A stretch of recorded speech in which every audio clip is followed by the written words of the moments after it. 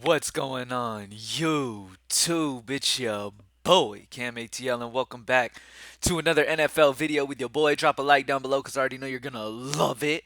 Subscribe to the channel if you haven't already. Comment anything in the comments section and enter your name into the $50 giveaway I do every single week on this channel.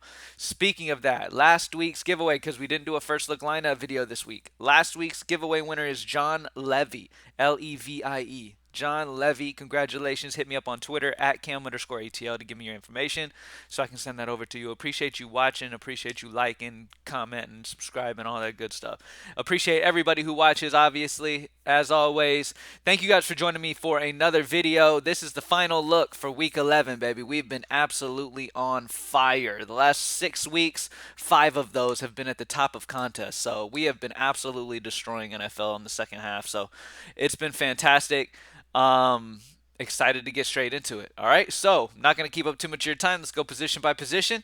And as you guys know, full slate breakdown. We're going to pretty much talk core plays at each position, talk about guys that we have some interest in, and go through them and kind of lower your player pool down to a certain amount of people. All right, so first and foremost, let's talk about Josh Allen because Josh Allen definitely gets a big bump here being in a dome in Detroit. They moved this game because there's a big snowstorm going on in Buffalo. Because they're moving this game, the environment's going to be really, really good in a dome in Detroit. Obviously, always quarterbacks in domes are always a big plus. So Josh Allen's going to get a big benefit here. The only issue is that as I've built lineups throughout the week so far, I've kind of rathered spend down for some other options than go Josh Allen. A lot of that has to do with the environment that they were playing in. So now I have to kind of, you know, work on possible ideas with Josh Allen in them. If you do play Josh Allen, definitely pair him with Diggs. This is going to be a very good passing environment here for Buffalo. I have a really strong feeling that Buffalo goes crazy here. The matchup's not bad. It's in a dome. And he's got some big time weapons at his disposal here. So and obviously Buffalo throws more than any other team in the league. They're super pass heavy too. So this is a great spot for them in a dome here. And my gut tells me to stack Buffalo offense. Like I said, though, I haven't had a ton of lineups that I've been able to make throughout the week because that information of them moving to Detroit just came out yesterday. So I haven't had a ton of versions yet with him, but I definitely love Allen, and I'm definitely going to look for ways to see if I can get him in. So far, all of my lines have been more of Justin Fields, more of Mariota, but I do love Josh Allen, and I'm going to be working on seeing if I can find an optimal with him. But anyway, so yeah, Josh Allen for sure, pairing up with Diggs, beautiful. Next up, we got Jalen Hurts against the Colts. It's okay. Definitely prefer Josh Allen, though, or spending down for Justin Fields. Justin Fields is in Atlanta. Another situation where he's in a dome. My Atlanta secondary has been dreadful. Not only that, but they're not going to be able to contain Fields just like every other team can't contain Fields. So I feel like Fields has a high probability of being up there with the Josh Allen range and has slate breaking upside. He's been putting up huge performances. Now he gets a great matchup against Atlanta. It's one of those situations where his price is steadily going up big time, but rightfully so. The dude's finally using his feet. They finally brought him into a room and was like, "Look, dude, we get it. Your strength is moving around. Go ahead and start doing that." Because for some reason, they had him just sitting in the pocket as much as they could, and that just is not the way to use him. So he's definitely been unleashed. Okay, and he's feeling a lot more confident. The game's slowing down for him. So I love Justin Fields. Fantastic play. If you guys know, back when we were breaking sports cards boxes and stuff like that, man, as you guys know, I saved up on some Justin Fields rookie cards too. So I want him to keep this up for sure.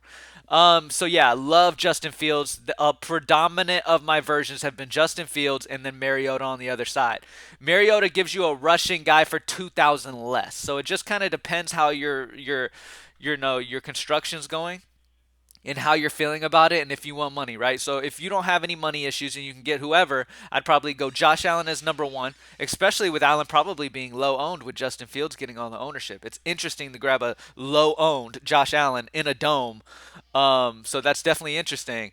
And then Justin Fields and then Mariota are kind of the core quarterbacks that I want. All of them can move, all of them in good matchups, all of them in domes. Okay, so that's predominantly what I'm going for.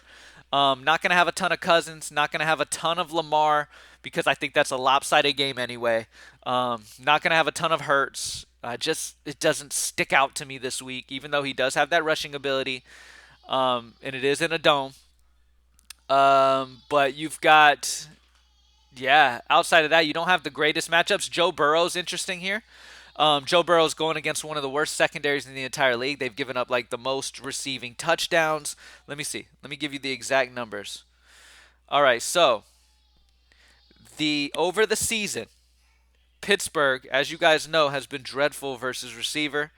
They have really, really, really struggled. Okay, they're giving up a ton of receptions, a ton of targets, a ton of yards, a ton of touchdowns, all that good stuff. If my damn, okay, here we go. So over the season, the Steelers have given up 17 touchdowns. That's ranked 27th in the league. All right. On top of that, they have allowed the 25th worst yards per game. They are just getting absolutely destroyed. So the yards, the touchdowns, all that good stuff is in favor for Joe Burrow. This is another one of those situations where Joe Burrow could put up that kind of performance like he did against Atlanta. But remember, against Atlanta, he had Jamar Chase. So that downgrades Burrow a little bit, having his best favorite target out. But I do like Burrow because I do like Higgins. So I like the Burrow Higgins stack is like a GPP low owned stack. Definitely interesting to me. And that's about it, y'all. I'm sticking around that level this week. I'm going Allen if I have the money. I'm going Fields if I need some money, and he's probably my favorite point per dollar option. Marcus Mariota or Joe Burrow, kind of where I'm sticking at this week. I'm not really getting too cute with it. I'm right back to Saquon Barkley this week, man. Saquon Barkley's in another fantastic matchup. If you have the money, Saquon is in a fantastic position this week once again. He's just an incredibly safe option. He got 35 carries last week with me. I told you guys last week. Look, sometimes DFS is not that hard. You just don't have to overthink it in a lot of times. And this is one of those spots you don't have to overthink it. He is 8'9". So your construction is going to be affected a little bit here with Saquon spending that big ass amount. But at the end of the day, his consistency, his safety, his upside, all of that is crazy. So if you can afford him, you know what I mean? Then Saquon Barkley is the best running back on the slate this week for sure. I absolutely love Saquon. Another dude that I really love. Let's sort point per salary. Another guy that I really like this week is going to be Brian Robinson Jr. going against Houston. Brian Robinson is the guy they're trying to get going between the tackles here, man. He got 26 carries against Philly, and that tells us that that is exactly what we want to see here. Okay? His most carries before that had been 20, and then he got 8, and then he got 13, then he got 26. This is a game where Washington should be leading. They're expected to be ahead. They're expected to win this game. Because of that, I'm expecting a huge dose of Brian Robinson, 25 to 30 carries out of Robinson here. And with that amount of carries against this defense, he has huge potential this week. And he's one of my locks of the week at 5-3 against Houston. I love him. And I know Antonio Gibson's getting involved in there and stuff like that, but Brian Robinson is obviously the workhorse they want to get going there. He's obviously the guy who's going to get a ton of carries, and against Houston, he's going to go crazy. All right? So those are a couple guys that I really, really like. Other guys, Ramondre Stevenson is interesting. He dropped over a 20 against New England last time. He's 6'7". Last time against the Jets, the reason he really hit his total is he got really involved in the passing game. So Ramondre Stevenson's a guy that gets involved in the pass. This is not the best matchup against the Jets. Jets have been solid against the run, allowing some of the fewest touchdowns, fewest yards, everything. They have been really solid against the run, so I'm not going to have a ton of him, but he is a definite option who's going to have a big workload here for New England. He's going to get that 15 to 20 carries. He's going to get that like 8 targets. You know what I mean? He gets a lot of targets in the pass game, and that's where he could definitely hit that 20 mark again. All right, that's what I have him exactly this week. So I really like Ramondre Stevenson as well. Other guys that I like this week. Let's talk about. Let's see, Jonathan Taylor. Let's talk about Jonathan Taylor in this one. All right, so Taylor got 22 carries for 147 yards and a touchdown against Las Vegas last week. This matchup against the Eagles is not ideal because the game script's not really going to favor Taylor here. With them being behind, they're probably not going to use a ton of Taylor. It's more of probably a Pittman game. But I want to mention Jonathan Taylor because Philly lately, I mean, they've been not too great against the run as of late. All right, so this is a solid spot for Jonathan Taylor. If he can get going early and get this game script in his favor, he could be a solid play. But remember, it is a risk because the game script could definitely easily go away from Jonathan Taylor this week. All right, let's talk about Dameon Pierce because Dameon Pierce has been a great play lately. Dameon Pierce, last week we faded at high ownership, rightfully so. The matchup was not there for him, and I just was not feeling it, and he ended up not doing very well. So that worked out perfectly for us. This week, I have some interest here. All right, against Washington, I have some interest. He got 17 carries for 94 yards. Did not get in the end zone against the Giants, and that was one of the reasons that I didn't like because the Giants were not allowing a ton of touchdowns to running backs. So that's what kind of interests me. But Dameon Pierce is now going against Washington, who gave up over 28 to Aaron Jones. So there's some potential there. They've done fairly solid lately against the run, and Dameon Pierce is 6'5". I'll be honest with you. I'll be completely transparent with you. In my absolute favorite lineup that I've made this week so far, and I've made a bunch of them, and then I go through and kind of find the most optimal version that I like the most. Dameon Pierce is not in my favorite right now. But I wanted to mention him as he's definitely an option at 6'5". You can do worse than him at that price. All right.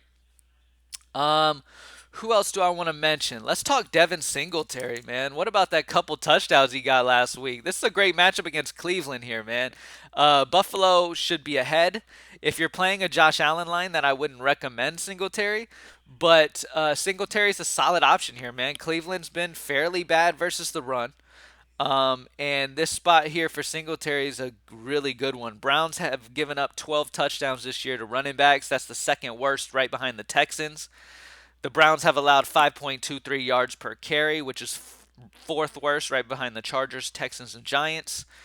Um, the Browns have allowed over 1,000 rushing yards. They're ranked 27th at rushing yards allowed. They are bottom in every category against the run. So Singletary should be able to keep this going here in this one.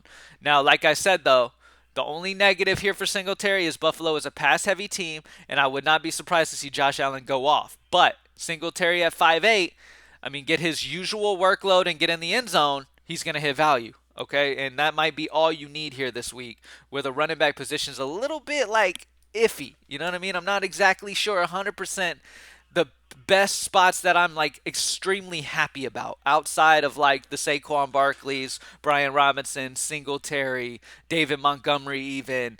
There's some options, but it's kind of a thinnish area when it comes to matchup being perfect and the environment being a perfect situation. All right, but Devin Singletary is definitely a good spot. They're favored. They're in a dome now. He's going to get his normal workload, and if he can get in the end zone as well as his normal workload, he's going to hit value. He'll be a solid option. Let's move over to wide receiver. Like I said, running back's kind of thin. Now, at wide receiver, we got a plethora.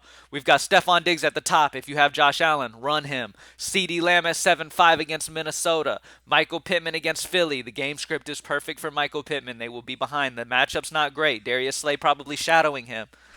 But Michael Pittman's going to get a ton of usage here, and at 6'1", he's probably going to see a lot of targets playing from behind here. The script is perfect for him. Justin Jefferson just went crazy last week. He's 9-1. I'll be honest, I haven't had a ton of him in my builds. I've kind of mid-ranges has been kind of been the vibe that I've been rolling with this week. But Justin Jefferson, if you have the money, is obviously going to be a beast. Let's look at Darnell Mooney, because obviously Fields is going to be a nice option this week. He's one of the quarterbacks we're interested in. Darnell Mooney is the guy that I would pair him with going against Atlanta. That secondary against wide receivers has been bottom in the league in every category. They've been just dreadful. The Falcons are 28 that touchdowns allowed, allowing 12 touchdowns. The Falcons are bottom in the league, ranked 32nd at targets to receivers this year. They've allowed over 2,000 receiving yards. They are the only team in the league to allow that much. They are allowing the most receptions. So let's go back over this. They're allowing the most receptions to wide receiver, the most yards to wide receiver, the second most touchdowns to wide receiver, the most targets to wide receiver, one of the most yards per play and all that to receiver. Like, it's just bad. Okay? The Falcons secondary is bad. And at 5'4", you don't overthink this one, especially if you have Fields. Pair him up with Darnell Mooney. Yes, sir. All right. Next up, Another spot that I really, really like this week is going to be Terry McLaurin. I like him at 5'9". He's really gotten involved. Donovan Peoples-Jones will be playing from behind for Cleveland. They're going to have to throw a lot, and as we know, on the road, Amari Cooper is non-existent, so Peoples-Jones could come through at 4'6". Drake London, I really like at 5'1", especially if you got a little Chicago pairing going on. Running it back on the other side with Drake London is obviously a fantastic choice. He got a touchdown last week. I believe we played him. I can't remember if we played him or not last week, but he did get a touchdown last week. He's only 5'1". He's got the biggest target share out of the receivers on this team. This is a solid game environment here. Solid total for Atlanta. I wouldn't be surprised to see Drake London get in the end zone again. Allen Robinson is an interesting option. Cooper Kupp. Cooper Kupp is dealing with it right now. Allen Robinson is going to be the main guy here for them. Matthew Stafford's expected to be back as well. So Allen Robinson's a fantastic option at 5'6", as well as Higbee and all that. With Cooper Kupp out, that's a big deal for the Rams. So definitely like Allen Robinson this week. Jacoby Myers is just a heavily usage guy for New England. He's a solid option this week. I'm not going to have a ton of him on Raw. I'm just not feeling it at that price. DJ Moore in this game script, I mean, they're going to need him. Is he going to do anything? Who knows, but they're going to need him. T. Higgins is a guy who really sticks out to me. I've had a lot of T. Higgins. Pittsburgh's, just like Atlanta, bottom in the league against receivers this year. You have Jamar Chase out for Cincinnati. That means T. Higgins is going to be Joe Burrow's favorite target. Him and Tyler Boyd are going to be his main go-to guys here. Okay? And so this is a solid spot here for T. Higgins. I love him. It is a little bit to get him, but at the end of the day, I do think he's a fantastic option, especially if you have Burrow. But I have some versions that I really love with just him, not paired with Burrow. So because of the other options we have at quarterback, but I do love T. Higgins as well. Um, Adam Thielen's in play, Paris Campbell's in play, Cortland Sutton's in play. But mainly, yeah, we've talked about it. It's Diggs that's the top spend up of the week for me. CeeDee Lamb is just a high possession receiver. You can't go wrong with him at 7'5". Michael Pittman, the game script is beautiful for him, even though the matchup's not great against Slate Shadow. You've got Drake London, Allen Robinson, fantastic options this week. So it's a solid, decent position for like the mid-range receiver options this week at wide receiver. That's why one of my favorites has Saquon because I mean honestly, there's like low 5K receivers that I'm interested in. So it kind of makes it be like okay, it kind of leans me more to spending money at for like a Saquon than anything. But I completely understand the strategy of, it's full point PPR on DK. Let's go Diggs instead. You know what I mean? So whatever you want to do, obviously you can play with it. Roster construction is a very important part of this thing. So you really want to take your time and work on different constructions and find exactly what you want to do there. But Tyler Higbee sticks out to me at tight end this week with no Cooper Kupp. Tyler Higbee already gets a huge target share for the Rams. I would not be surprised to see him get a ton of targets this week at 4K. I really like him. Dawson Knox in a dome, a nice little pairing with Allen. That's fine. Dolchich is popping once again. Dalton Schultz is popping once again. Let's just look at overall tight ends. Now, I want to talk about Jack Stoll, and I'm going to adjust this projection. I think he needs to be a little higher than that. But Jack Stoll for Philly is going to take over for Goddard with no Goddard. I love this spot here because obviously our boy loves to throw to his tight ends. All right, Jalen Hurts loves to throw to his tight ends. So Stoll, I would not be surprised to see him get in the end zone this week, get a solid, decent amount of targets, and at 2.5, he's a fantastic option. Both Philly receivers also get bumps here. A.J. Brown, Devontae Smith both get bumps as well with Goddard out. We know Hurts loves to throw to Goddard, so that's going to open up some stuff. But I really love the value of Stoll at 2.5 at tight end. I've used a lot of him so far this week to make things work. I really like him as a value option at tight end. And like I said, if you're spending up, you've got TJ Hawkinson as a great option. He's been getting heavily targeted by Minnesota, and he's 5'3". Dalton Schultz is solid. Kyle Pitts, if you have a Chicago stack to run it back. Tyler Higbee with no Cooper Kupps, one of my favorite options this week. And that's about it. And then Stoll as the value. At defense, man, you guys know how I feel about this. The options are endless. I'm not spending up for defense this week for sure. I like the Saints defense. They're interesting at home against the Rams with no Cooper Kupp. And the Rams already, with their team fully healthy, was giving up the most fantasy points to defenses this year. So the Saints at home are interesting. A value defense that I have interest in is the Steelers. I can see them putting pressure on Burrow a little bit. You know, Burrow deals with a lot of sacks. At 2-3, the Steelers at home, you could do worse than them as well. So as a value defense, I like the Steelers defense.